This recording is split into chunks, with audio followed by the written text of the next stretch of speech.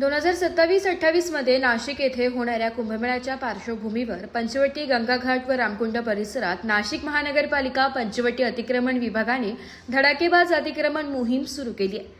या कारवाई दरम्यान संपूर्ण गंगाघाट, रामकुंड परिसरातील अनेक व्यावसायिकांची अतिक्रमणे कोणतीही पूर्वसूचना किंवा नोटीस न देता हटवण्यात येत असल्याचा आरोप व्यावसायिकांनी केलाय।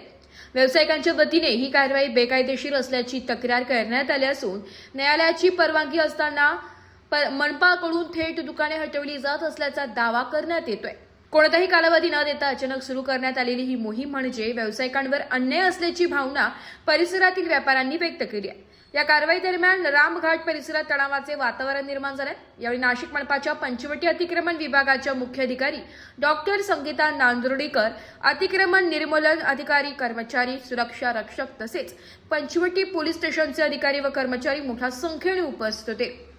Bureau report, Nashik Sahyadri news, Nashik.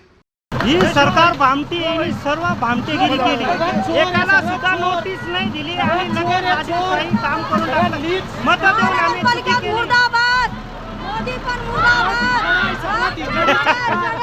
सर्वात नामर्दा सरकार, गरिबांच्या पोटावर पाय देणारे नामर्दा सरकार। आमच्या नाशिक सह्याद्री न्यूज चॅनलला लाईक करा आणि सबस्क्राईब करायला विसरू नका।